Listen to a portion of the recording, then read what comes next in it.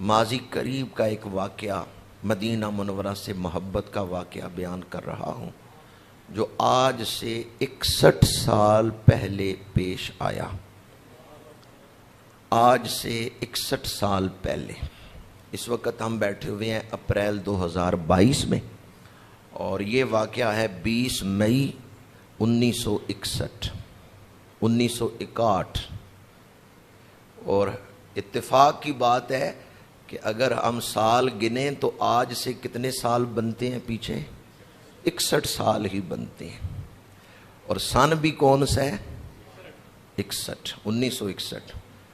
اس وقت ہمارا دارالخلافہ کراچی تھا، ایوان صدر کراچی تھا، ایوب صاحب کی دور تھا، تو امریکی نائب صدر یہاں آیا ہوا تھا، جانسن اس کا نام ہے، امریکی نائب صدر۔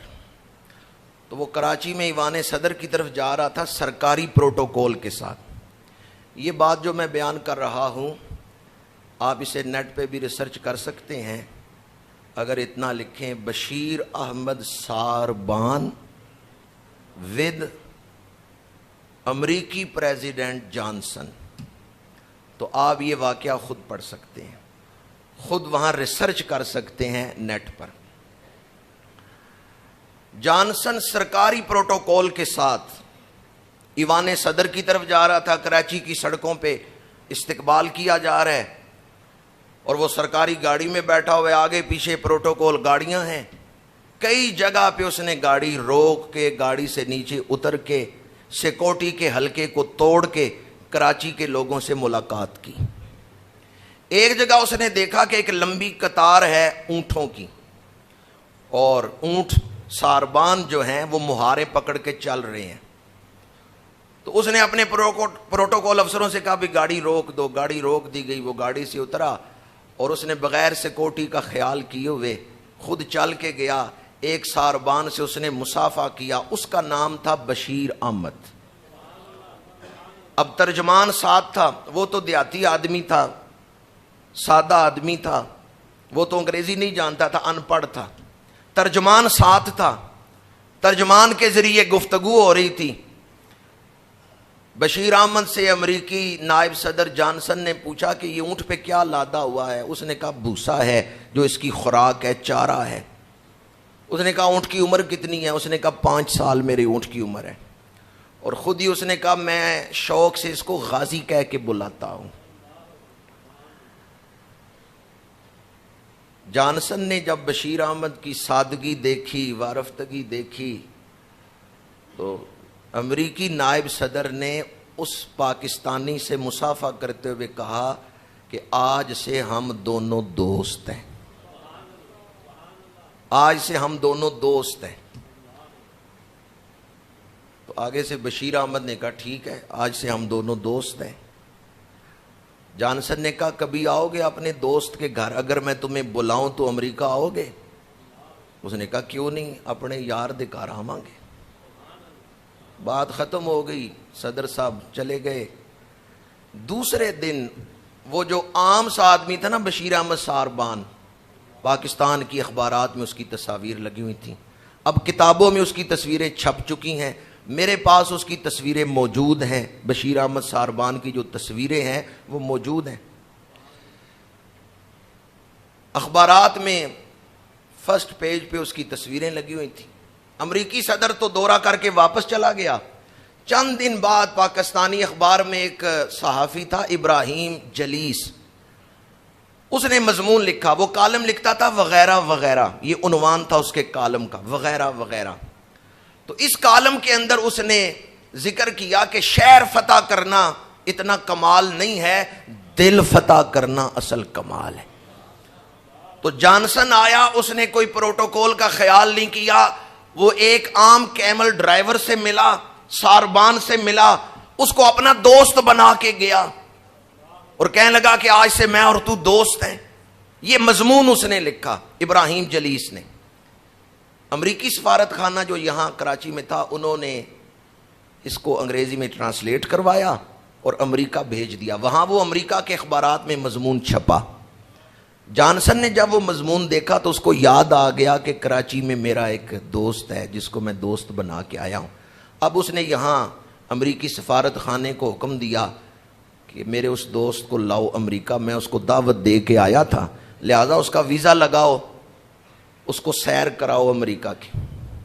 جب یہ امریکہ سے آرڈر آیا نا تو لانڈی میں وہ رہتا تھا، دوڑیں لگ گئیں امریکی عملے کی، سفارت خانے کی اور پاکستانی سفارت خانے کی ایک جھونپڑی کی طرف. جا کے بشیر احمد ساربان سے کہا کہ تیرے دوست نے تجھے بلایا ہے امریکہ. اس نے کہا میں اتنا امیر نہیں ہوں کہ 2 مہینے ملک سے باہر رہوں اور پیچھے سے میرا گھر بھی چلے. میں تو اتنا غریب ہوں، روز کماتا ہوں تو روز بچوں کو کھلاتا ہوں. اگر ایک دن میں مزدوری نہ کروں تو دوسرے دن گھر میں فاقہ ہوتا ہے. میں تو اتنا غریب ہوں، میں نہیں 2 مہینے جا سکتا. امریکی سفارت خانے نے پاکستانی عملے سے سفارش کی، انہوں نے کہا جب تک یہ واپس نہ آئے اس کی تنخواہ لگا دو اور اس کا انتظام ہم کریں. اس دور میں 1961 میں 25 روپے اس کے گھر والوں کا وظیفہ لگایا گیا. جانسن کی دعوت پر بشیر احمد ساربان تیار ہو گیا. پاکستانی حکومت نے اس کو 3 اچکنے اور 1 جناح کیپ تیار کر کے دی. یہاں سے وہ گیا برطانیہ، شاہی مہمان تھا وہ برطانیہ میں، اور پھر برطانیہ سے وہ گیا امریکہ، وہاں بھی وہ شاہی مہمان کے طور پہ ٹھہرایا گیا. کینیڈی بڑا مشہور صدر گزرا ہے، یہ اس کا نائب صدر تھا جانسن، اور کینیڈی کے بعد یہ پھر جانسن صدر بنا تھا. اس کی امریکی صدر سے ملاقات کروائی گئی، سابقہ صدر سے بھی ملاقات کروائی گئی. Texas, Washington D C, New York, California, کئی جگہیں اس کو دکھائی گئیں. تو ایک دن 2 مہینے یہ وہاں رہا. آخری ہفتے میں ایک دن جانسن نے کہا کہ 2 مہینے ہو گئے ہیں تجھے یہاں آئے ہوئے، کوئی چیز نہیں تم نے مانگی، کوئی تحفہ چاہیے، میں تمہیں کیا دوں کہ میرا دوست خوش ہو جائے. اب مجھے بتائیں جب اس کو دعوت ملی تھی کہ امریکہ آؤ تو اس نے کیا کہا تھا؟ میں کیوں نہیں جا سکتا، گھر میں غربت کتنی ہے، ایک دن مزدوری نہ کروں تو دوسرے دن فاقہ. اب یہ چاہتا تو کہتا میرے بچوں کو بلا لیں امریکہ، کہہ سکتا تھا یا نہیں؟ اتنے جو تعلقات ہو گئے.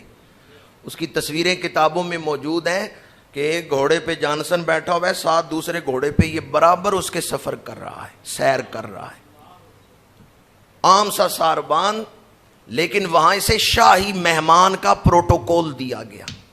تو اب یہ کہہ سکتا تھا کہ میرا مستقل یہاں ویزا لگوا دو یا میرے بچوں کو یہاں بلا لو، یہ کہہ سکتا تھا.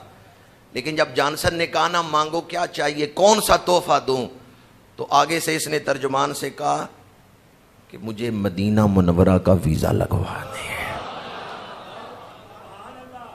جانسن نے حیران ہو کے کہا تم نے ٹیکساس دیکھا، تم نے واشنگٹن ڈی سی دیکھا، تم نے کیلیفورنیا دیکھا، تم نے نیو یارک دیکھا، امریکہ سارا تو نے پھرا ہے، امریکہ نہیں پسند آیا جو تو کہتا ہے میں نے مدینہ منورہ کی جا کے زیارت کرنی ہے.